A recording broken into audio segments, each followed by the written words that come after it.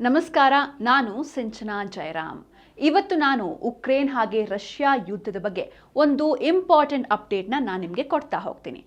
America ಹಾಗೆ NATO ಮೈತ್ರಿಕೂಟದ ದೇಶಗಳು ಕಳೆದ ಕೆಲವು ವರ್ಷಗಳಿಂದ ಉಕ್ರೇನ್ ಯುದ್ಧದಲ್ಲಿ ರಷ್ಯಾ ಸಂಪೂರ್ಣವಾಗಿ ಸಿಲುಕಿಕೊಂಡಿದೆ, ಅದರ ಮಿಲಿಟರಿ ಶಕ್ತಿ ಮತ್ತು ಆರ್ಥಿಕತೆ ಸಂಪೂರ್ಣವಾಗಿ ಕುಂದಿ ಹೋಗಿದೆ ಅಂತ ಬೀಗ್ತಾ ಇದ್ವು.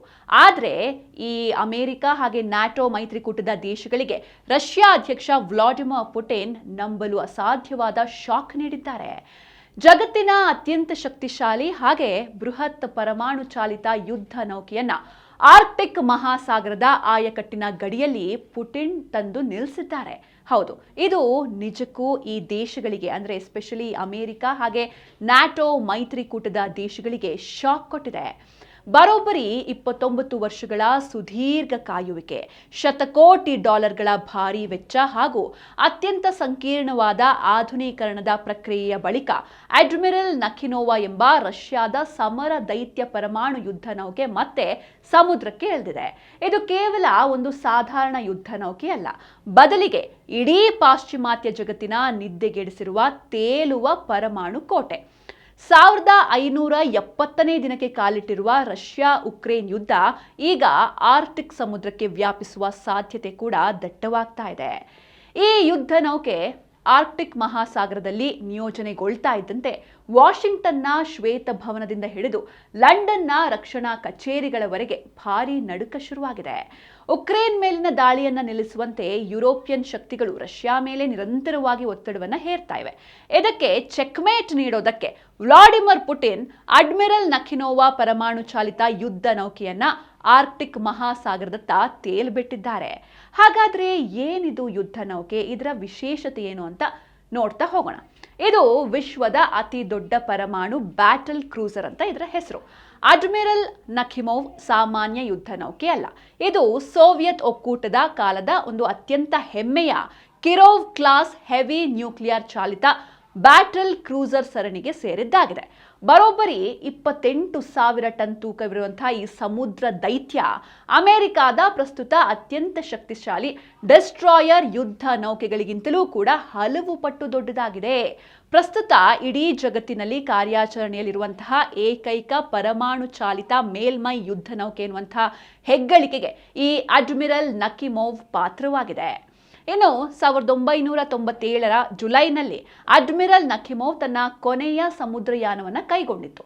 ಹೀಗಾಗಿ ಸುಮಾರು 29 ವರ್ಷಗಳ ಕಾಲ ರಷ್ಯಾದ ಪ್ರಸಿದ್ಧ ಸೆವ್ಮಾಶ್ ಹಡಗುಕಟ್ಟೆಯಲ್ಲಿ ಇದರ ದುರಸ್ತಿ ಇತ್ತು, ಸಂಪೂರ್ಣ ನವೀಕರಣ ಆಯಿತು. ಆಮೇಲೆ ಅತ್ಯಾಧುನಿಕ ರೇಡಾರ್ ಹಾಗೂ ಕ್ಷಿಪಣಿ ತಂತ್ರಜ್ಞಾನ ಅಳವಡಿಕೆಯ ಕೆಲಸಗಳು ನಡೀತಾ ಇದ್ವು.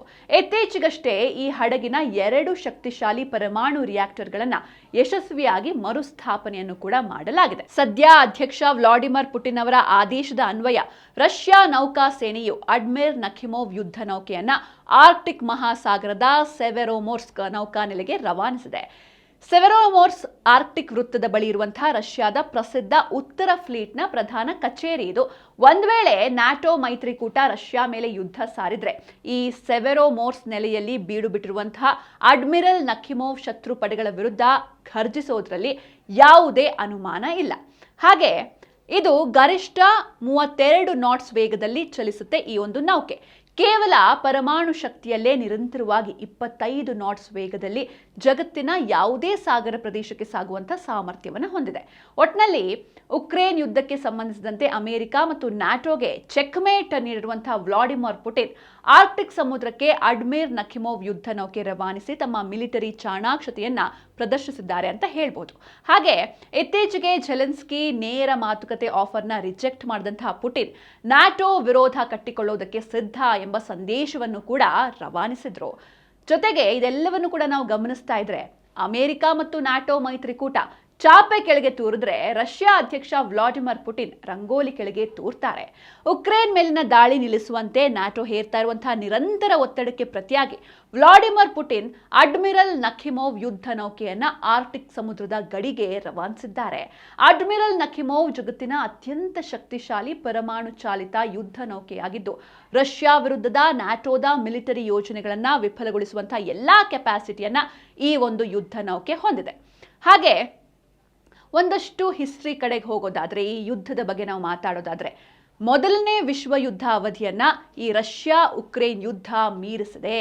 ಹೌದು, ರಷ್ಯಾ ಅಧ್ಯಕ್ಷ ವ್ಲಾಡಿಮಿರ್ ಪುಟಿನ್ 2022ರ ಫೆಬ್ರವರಿಯಲ್ಲಿ ತಮ್ಮ ಸೈನಿಕರಿಗೆ ಉಕ್ರೇನ್ ಗಡಿಯ ಒಳಗೆ ನುಗ್ಗೋದಕ್ಕೆ ಆದೇಶವನ್ನ ನೀಡಿದಾಗ ಕೆಲವೇ ದಿನಗಳಲ್ಲಿ ಉಕ್ರೇನ್ ರಾಜಧಾನಿ ಕೀವ್ ನಗರವನ್ನ ವಶಪಡಿಸಿಕೊಂಡು ಕ್ಷಿಪ್ರ ವಿಜಯ ಸಾಧಿಸುವಂತ ಒಂದು ದೊಡ್ಡ ನಿರೀಕ್ಷೆಯಲ್ಲಿ ಇರ್ತಾರೆ.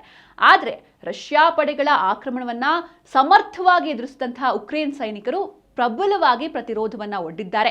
ಹೀಗೆ ಇದೀಗ ಮೊದಲನೇ ವಿಶ್ವ ಯುದ್ಧದ ಅವಧಿಯನ್ನೇ ಈ ಒಂದು ಯುದ್ಧ ಮೀರಿಸಿದೆ, ಬ್ರೇಕ್ ಮಾಡಿದೆ.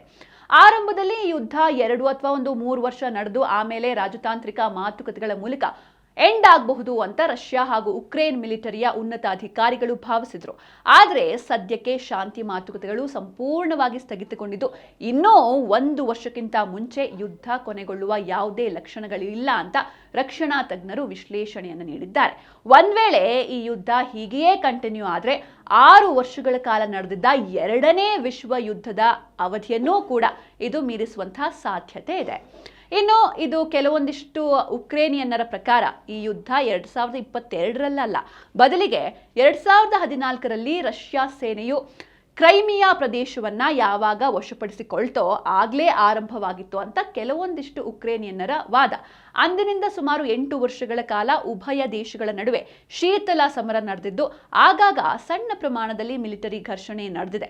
ಆದರೂ 2020ರ ಫೆಬ್ರವರಿ 24ರಂದು ರಷ್ಯಾ ಉಕ್ರೇನ್ ಮೇಲೆ ಏಕಾಏಕಿ ದಾಳಿ ನಡೆಸುವ ಮೂಲಕ ಪೂರ್ಣ ಪ್ರಮಾಣದ ಯುದ್ಧಕ್ಕೆ ನಾಂದಿ ಹಾಡಿದೆ ಅಂತ ಹೇಳಲಾಗುತ್ತೆ.